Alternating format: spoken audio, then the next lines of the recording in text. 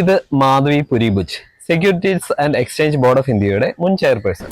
Stock എക്സ്ചേഞ്ചിനെയും മറ്റും regulatory ബോഡിയാണ് സെബി. ഇവർക്കെതിരെ അമേരിക്കൻ സാമ്പത്തിക ഗവേഷണ ഏജൻസിയായുള്ള ഹിൻഡൻബർഗ് റിസർച്ച് ഒരു റിപ്പോർട്ട് പുറത്തിറക്കിയിരുന്നു.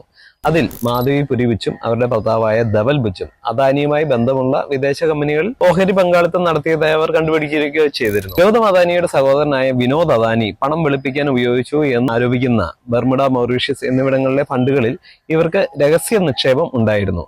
ഇതേ കാരണം കൊണ്ടാണ് അദാനിക്കെതിരെ ഒരു ആരോപണം ഉയർന്നപ്പോൾ സെബി നടപടിയെടുക്കാത്തത് എന്നായിരുന്നു അവരുടെ വാദം. ഈ ആരോപണങ്ങളെ മാധവി പുരിബുച്ചും അദാനി ഗ്രൂപ്പും ഒക്കെ ശക്തമായി നിഷേധിച്ചു. തങ്ങളുടെ ജീവിതവും സാമ്പത്തിക കാര്യങ്ങളും ഒക്കെ ഒരു തുറന്ന പുസ്തകമാണെന്നൊക്കെ അവർ അവകാശപ്പെട്ടു. ഇതേസമയം ബുച്ചും ഭർത്താവും ഈ ഫണ്ടുകളിൽ നിക്ഷേപം നടത്തിയിട്ടുണ്ട് എന്ന് അവർ സമ്മതിക്കുകയും ചെയ്തു. സെബിയുടെ ചെയർപേഴ്സൺ തന്നെ അദാനിയുമായി ബന്ധമുള്ള സ്ഥാപനങ്ങളിൽ നിക്ഷേപം നടത്തുന്നത് ധാർമ്മികമായി ശരിയാണോ?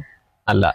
സുതാര്യമായ ഒരു അന്വേഷണം നടത്താൻ സെബി ചെയർപേഴ്സൺ തയ്യാറാകുമോ എന്ന് ഹിൻഡൻബർഗ് ചലഞ്ച് ചെയ്യുകയാണ്. Challenge accepted. സുതാര്യമായ അന്വേഷണം നടന്നു, ലോക്പാൽ വന്നു. ഈ പരാതികളിൽ യാതൊരു കഴമ്പുമില്ലെന്ന് കണ്ടെത്തി മാധവി പുരിബുച്ചിന് ക്ലീൻ ചിറ്റ് നൽകി. തെളിവില്ലാത്ത രാഷ്ട്രീയ പ്രേരിതവും ഊഹാപോഹങ്ങൾ നിറഞ്ഞതുമായ ആരോപണങ്ങളാണ് ഹിൻഡൻബർഗിന്റേത് എന്ന് ലോക്പാൽ കണ്ടെത്തി.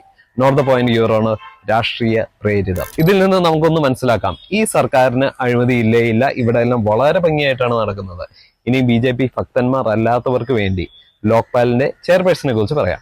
ഇദ്ദേഹം ജഡ്ജിയായിരുന്നപ്പോൾ വിധി പറഞ്ഞ ചില കേസുകൾ പരിശോധിച്ചാൽ ഇവരെഴുത്ത് വ്യക്തമാക്കും. ഗുജറാത്ത് കലാപത്തിലെ പ്രതികൾ നരേന്ദ്രമോദി ഉൾപ്പെടെയുള്ള 64 പേരെ കുറ്റവിമുക്തരാക്കിയ വിധി, ഇഡിക്ക് സർവാധിപത്യം കൊടുക്കുന്ന വിധി. അതിനുശേഷമാണ് ഇഡിയെ തങ്ങളുടെ വജ്രായുധമായ സെൻട്രൽ ഗവൺമെന്റ് ഉപയോഗിക്കാൻ തുടങ്ങിയത്. FCRA, PMLA, UAPA എന്നിങ്ങനെ കിരാത നിയമങ്ങളെ സാധൂകരിക്കുന്ന വിധി. അരവിന്ദ് കെജ്രിവാളിനെ, ടീസ്റ്റ സേത്തൽവാളിനെ, അങ്ങനെ ഒരുപാട് പേരെ, നീതിക്ക് വേണ്ടി പോരാടുന്ന ഒരുപാട് പേരെയാണ് ഈ നിയമങ്ങളുടെ ചൂടുപറ്റി ജയിലിൽ അടച്ചത്. എങ്ങനെയുണ്ട്?